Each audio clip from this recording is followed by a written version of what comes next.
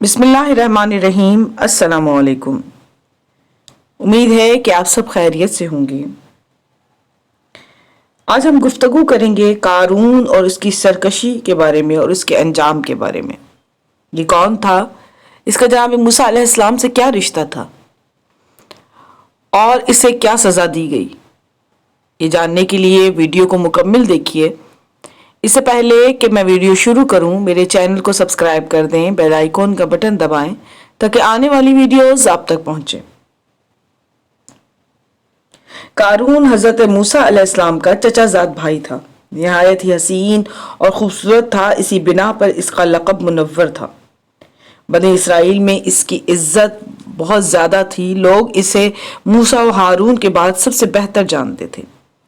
ये तौरेत की क़िरात और इसके इल्म में मूसा और हारून अलैहिस्सलाम के बाद सबसे आलिम समझा जाता था। फ़िक्र फ़ाक़ा में गुजारा करता था और इबादत गुजारी में बेनज़ीर था।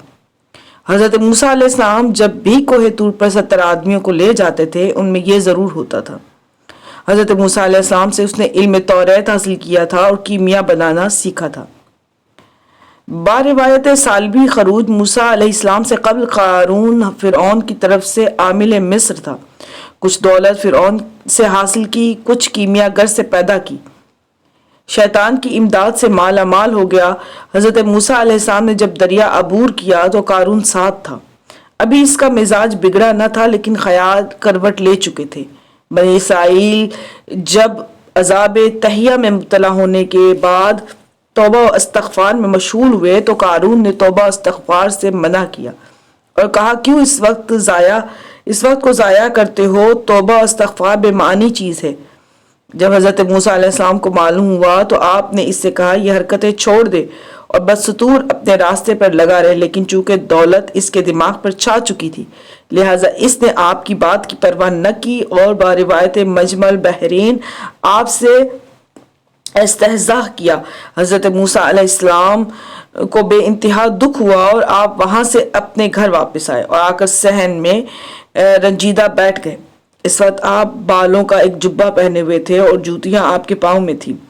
आपके चले आने के बाद कारून ने कुछ लोगों को भेजा कि वो हज़रत मूसा अलैहिस्सलाम पर गीली राख डाल दें।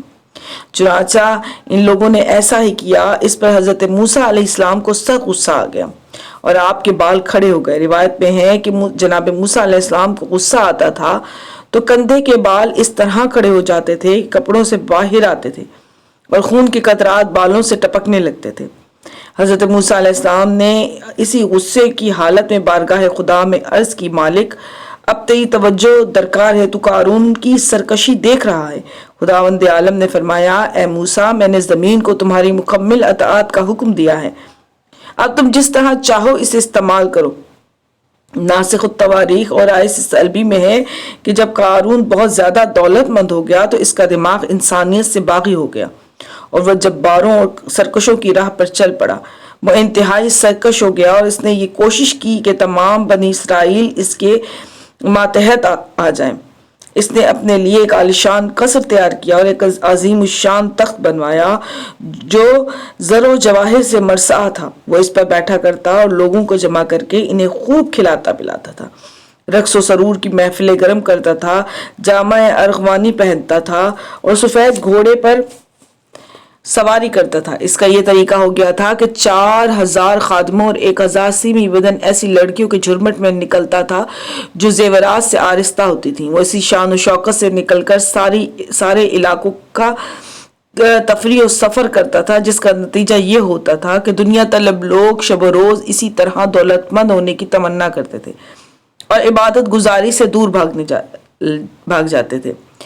अगरचा उलमाए असल इसे बराबर समझाते थे, मगर वो किसी एक की न सुनता था और कहता था, दौलत मैंने अपनी हिकमत और दानिश से हासिल की है, मेरे मुकाबले में किसी को आने की जुर्रत नहीं करनी चाहिए। वो ये भी कहता था कि इस कौम की हुक्मरानी मेरे लिए सजावार है, जो कोई और ये इरादा करता है वो गलती पर है।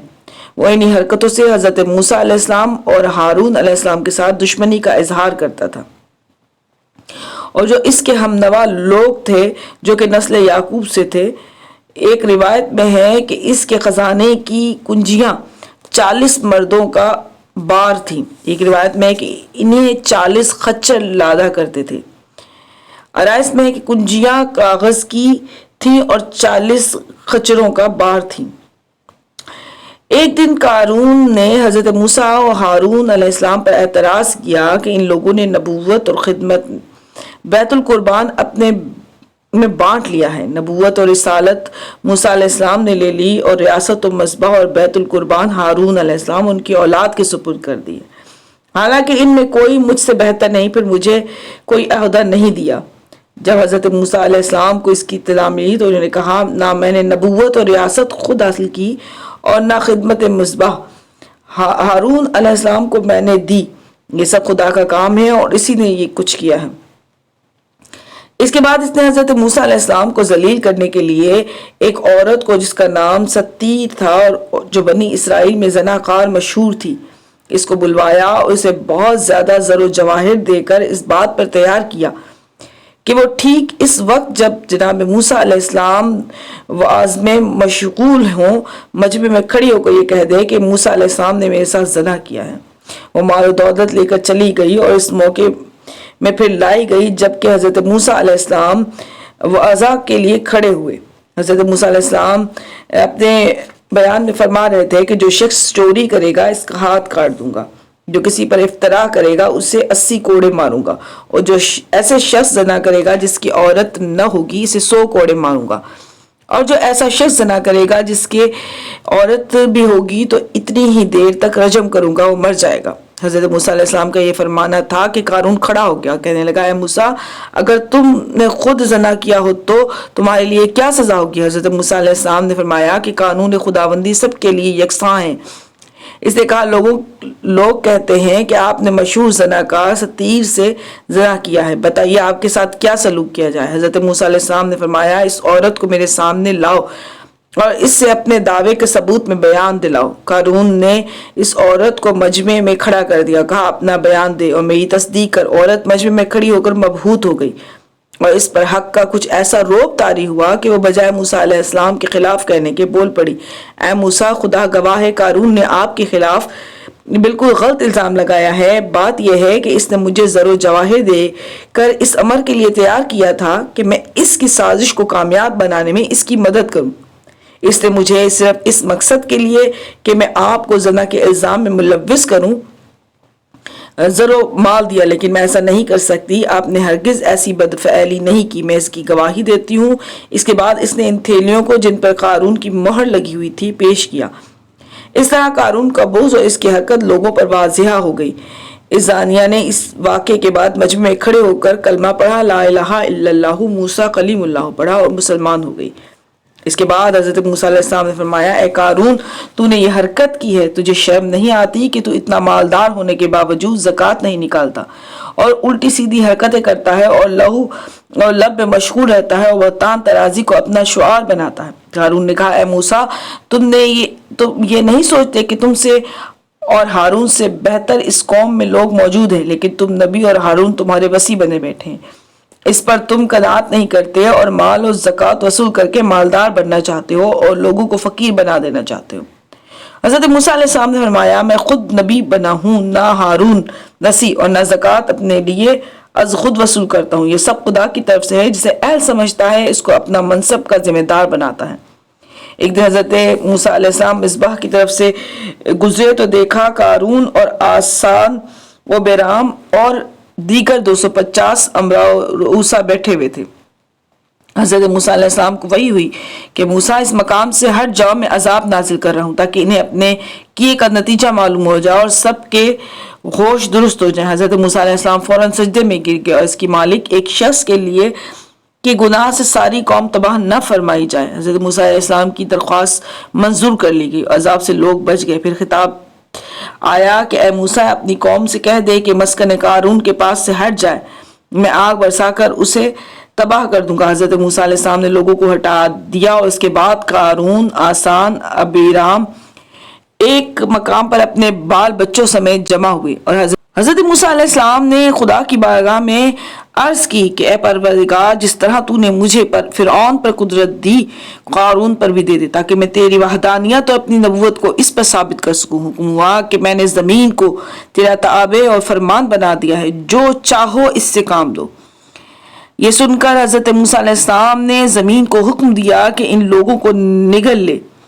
زمین نے گھٹنے تک اسے اپنے میں دھنس لیا۔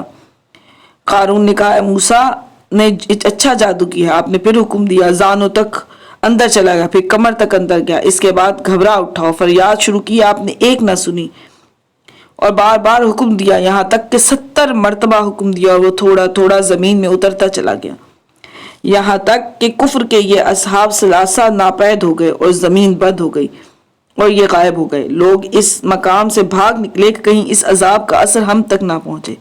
پھر چند منافقین نے کہا کہ جناب موسیٰ علیہ السلام نے یہ سب کچھ اس لیے کیا ہے تاکہ اس کے مال پر قبضہ کر لیں۔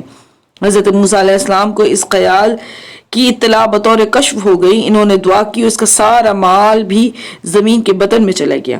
اس کے بعد آسمان سے آگ آئی اور اس کے تمام مصاحبوں کو جلا کر خاکستر کر دیا۔ امید ہے کہ آپ کو یہ ویڈیو پسند آئے گی۔ اسے لائک کیجئے، شیئر کیجئے۔ مجھے اب اجازت دیجیے۔ اللہ حافظ۔